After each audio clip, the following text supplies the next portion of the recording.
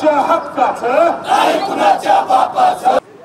आज या पुणे शहरामध्ये जे एक भव्य दिव्य आंदोलन धरणे आंदोलन या ठिकाणी करण्यात येतं। आपल्यासमोर या ठिकाणी बापूसाहेब भोसले आज या ठिकाणी हे जे आंदोलन होते काय त्याचं स्वरूप आहे आणि काय मुख्य उद्देश काय त्या आंदोलनाचा?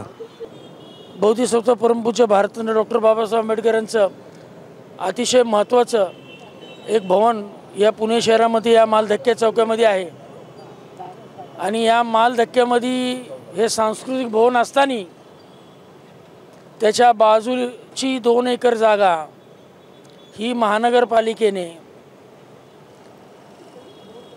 भवनाच्या विस्तारीकरणासाठी कल्चरल सेंटरसाठी राखीव केली होती आणि ती राखीव जागा त्याचा ठराव राज्य शासनाला पाठवून त्यावेळेसचे असणारे मुख्यमंत्री देवेंद्रजी फडणवीस यांनी तो मान्य देखील केला होता। असे असताना 2024 मध्ये विधानसभा निवडणुकीमध्ये सर्व व्यस्त असल्याचे पाहून महाराष्ट्र शासनाने तो ठराव रद्द करून एका खाजगी बिल्डरला ती 500 कोटीची जागा अवघ्या 60 कोटी रुपयाला कवडी मोल भावाला कोणतीही परवानगी न घेता बेकायदेशीररित्या आंबेडकरी चळवळीचा विश्वासघात करून ती जागा त्या खाजगी बिल्डरला दिलेली आहे।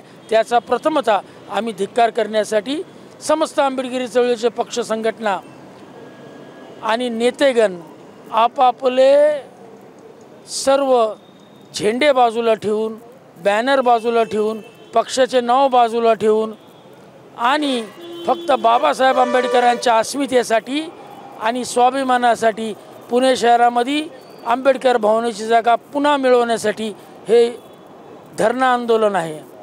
हे धरणं आंदोलन म्हणजे संघर्षाची एक भूमिका आहे जो बाबासाहेब आंबेडकरांनी आपल्याला संघर्षाचा महामंत्र दिला। महाडचं 14 तळे पाण्यासाठी संघर्ष करावा लागला। आज आपण संघर्ष करतो त्याच महामानवाचे उपकार फेडण्यासाठी आंबेडकर भवनाची जागा आपल्याला मिळवायची आहे।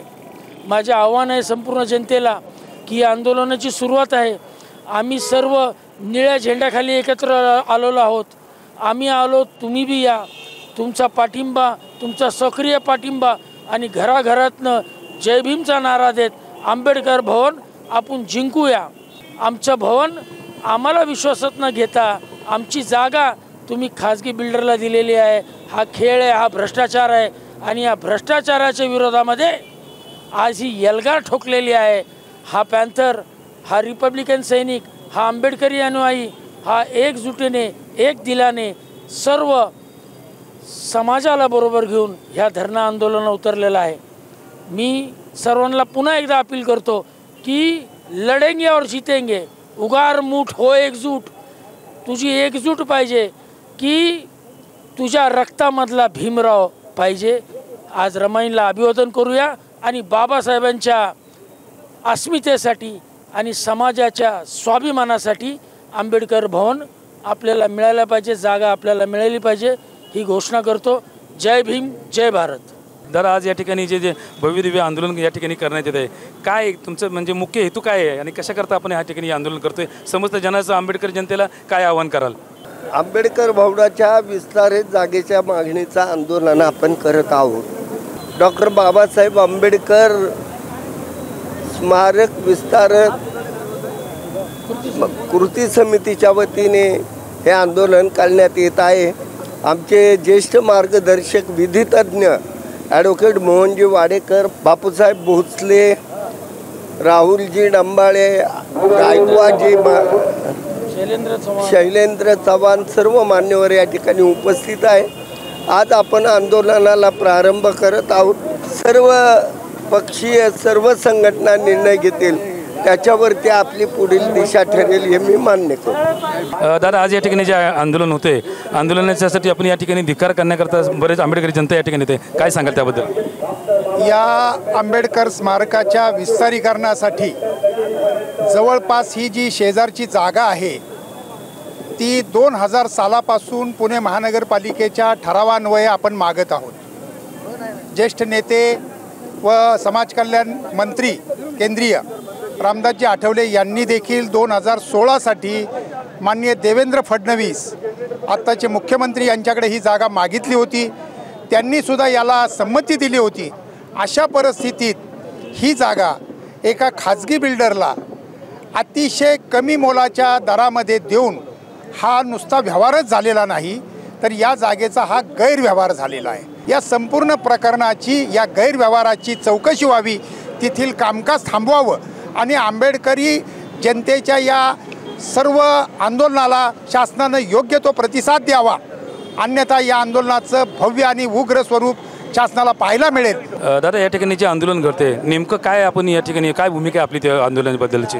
बाबासाहेब आंबेडकर ज्या ज्या ठिकाणी गेले, मग ते इंग्लंडला जाऊ, अमेरिकेला जाऊ, आंबवडेला जाऊ, महूला जाऊ किंवा अन्य कुठे जाऊ, त्या त्या ठिकाणी बाबासाहेब आंबेडकरांचं स्मारक हे उभं राहिलेलं आहे आणि त्यासाठी केंद्र सरकार असेल, राज्य सरकार असेल, यांच्याकडनं आम्ही ही स्मारकं मिळवून घेतलेली आहेत। डॉक्टर बाबासाहेब आंबेडकरांचा या पुण्याशी अत्यंत जिव्हाळ्याचा संबंध होता। डॉक्टर बाबासाहेब आंबेडकर हे अनेकदा पुणे शहरामध्ये आले होते, वास्तव्यास होते।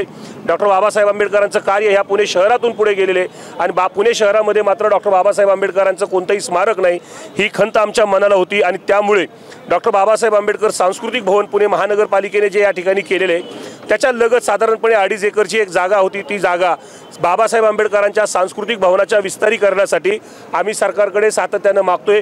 गेली 30 वर्ष आम्ही ती जागा सरकारकडे मागतोय आणि त्या संदर्भामध्ये आम्ही एक मोठं पाऊल जिंकलं होतं की पुणे महानगरपालिकेने राज्य सरकारकडनं ती जागा मागितली होती स्मारकासाठी, तसा ठराव केला होता, तसं आरक्षण केलं होतं।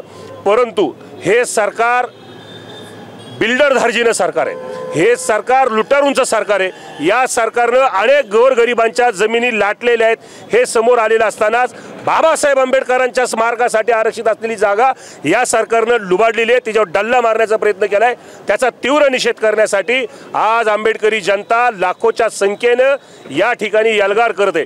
आजचा दिवस हा महामाता रमाईच्या जयंतीचा दिवस आहे आणि जयंती रमाईची आणि लढाई बाबासाहेबांच्या स्मारकाची ही भूमिका घेऊन आज आंबेडकरी अनुयायी या ठिकाणी होत आहेत। जय भीम!